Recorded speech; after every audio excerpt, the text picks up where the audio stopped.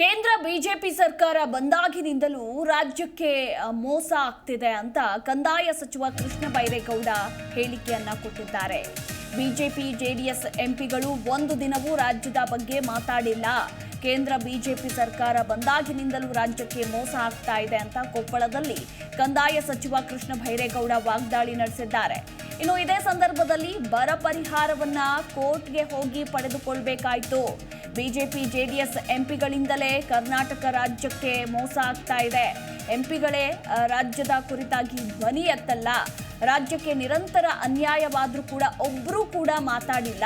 ಈ ಎಲ್ಲ ಅನ್ಯಾಯಗಳಿಂದ ರಾಜ್ಯದ ಜನ ಪಾಠ ಕಲಿಸ್ತಾರೆ ಅಂತ ಇದೇ ಸಂದರ್ಭದಲ್ಲಿ ಕೃಷ್ಣ ಬೈರೇಗೌಡ ಹೇಳಿಕೆಯನ್ನ ಕೊಟ್ಟಿದ್ದಾರೆ. ಕೊಪ್ಪಳದಲ್ಲಿ ಕಂದಾಯ ಸಚಿವರು ಕೇಂದ್ರದ ವಿರುದ್ಧ ವಾಗ್ದಾಳಿಯನ್ನ ನಡೆಸಿದ್ದಾರೆ.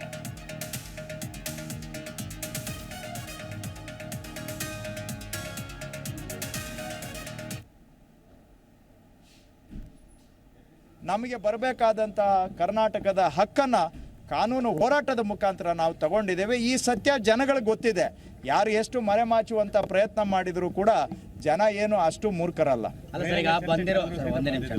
ಬಂದಿರುವಂಥ ಹಣವನ್ನ ಮಾತಾಡೋ ಮಾತುಗಳನ್ನ ನಮ್ಮಂತವ್ರಿಗೆ ಕೇಳಿದ್ರೆ ನನ್ಗೆ ಆ ಟ್ಯಾಲೆಂಟ್ ಇಲ್ಲ ಬ್ರದರ್. ಅಂತ ಪ್ರಶ್ನೆಗಳಿಗೆ ಉತ್ತರ ಕೊಡೋ ಟ್ಯಾಲೆಂಟ್ ನನಗಿಲ್ಲ. ಬರೀ 2,000 ಕೊಟ್ಟಿರಿ ಅಂತ ಅವ್ರು ಆರೋಪ ಮಾಡ್ತಾ ಇದ್ದಾರೆ. ಇವಾಗ ಎಷ್ಟಾಗುತ್ತೆ, ಎಷ್ಟು ಬರುತ್ತೆ ಅಂತ ರೈತರಿಗೆ ನೋಡ್ರಿ, ಈ ಪರಿಹಾರ ಕೊಡೋದ್ರಲ್ಲೂ ಕೇಂದ್ರ ಸರ್ಕಾರ ಕರ್ನಾಟಕಕ್ಕೆ ಘೋರ ಅನ್ಯಾಯವನ್ನ ಮಾಡಿದೆ. ನಾವು ಕೇಳಿದ್ದು 18,171 ಕೋಟಿ 44 ಲಕ್ಷ ನಾವು ಕೇಳಿದ್ದು ಪರಿಹಾರ. ನಾವು ಕೇಳಿದ ಪ್ರತಿಯೊಂದು ಮೊತ್ತವೂ ಕೂಡ SDRF ಗೈಡ್ಲೈನ್ಸ್ ಪ್ರಕಾರ ನಾವು ಕೇಳಿದ್ದೇವೆ.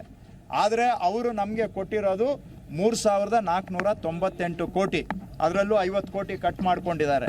ನಾವು ಕೇಳಿದ್ದ ಅಮೌಂಟಿಗೆ ಕಂಪೇರ್ ಮಾಡಿದರೆ ಅವರು ನಮಗೆ ಕೊಟ್ಟಿರೋದು ಕೇವಲ 19% ಮಾತ್ರ. 80% ದೋಖಾ ಮಾಡಿದ್ದಾರೆ, 80% ಅನ್ಯಾಯ ಮಾಡಿದ್ದಾರೆ. ಸೊ ನಮಗೆ ಕೊಟ್ಟಿರೋದು ನಾವು ಕೇಳಿದ ಅಮೌಂಟಲ್ಲಿ ಬರೀ 20%ಗಿಂತ ಕಮ್ಮಿ ದುಡ್ಡು ಕೊಟ್ಟಿದ್ದಾರೆ.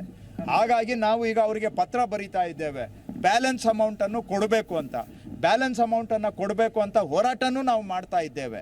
ಸೊ ಈಗ ಬಂದಿರುವಂಥ ಅಮೌಂಟ್ ಪ್ರತಿಯೊಂದು ಪೈಸಾನೂ ಕೂಡ ನೇರವಾಗಿ ರೈತರ ಅಕೌಂಟಿಗೆ 34 ಲಕ್ಷ ರೈತರ ಅಕೌಂಟಿಗೆ ಒಂದು ವಾರದ ಒಳಗಡೆ ಅವರ ಅಕೌಂಟಿಗೆ ನೇರವಾಗಿ ಹಾಕ್ತೇವೆ.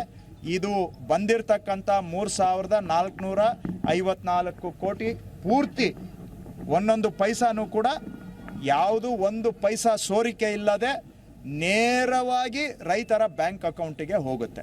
ಪ್ರತಿಯೊಂದು ಪೈಸಾನೂ ಕೂಡ ಹೋಗುತ್ತೆ. ಆದಷ್ಟು ಒಂದು ವಾರದಲ್ಲೇ ಈ ಅಮೌಂಟನ್ನು ನಾವು ಕೇಂದ್ರ ಸರ್ಕಾರದಿಂದ ಏನು ಬಂದಿದೆ ಅದನ್ನು ರೈತರ ಅಕೌಂಟ್ಗೆ ಹಾಕ್ತೇವೆ. ಮತ್ತು ಅಷ್ಟೇ ಅಲ್ಲ, ಇನ್ನೂ ಬ್ಯಾಲೆನ್ಸ್ ನಮ್ಗೇನು ಬರಬೇಕಾಗಿದೆ ಅದಕ್ಕೆ ಜಿ ಕನ್ನಡ ನ್ಯೂಸ್ ಈಗ ನಿಮ್ಮ ಮನೆಯಲ್ಲೇ ನೋಡಿ. ಎಲ್ಲ ಕೇಬಲ್ಗಳಲ್ಲಿ ಈಗ ಲಭ್ಯ.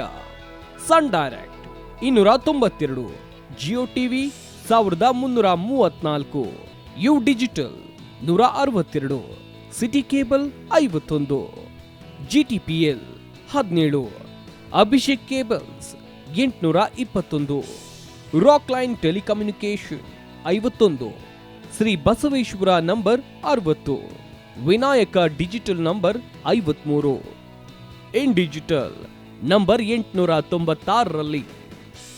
ನಿಮ್ಮಿಸ್ತದ ಜಿ ಕನ್ನಡ ನ್ಯೂಸ್ ನೋಡಿ ಆನಂದಿಸಿ.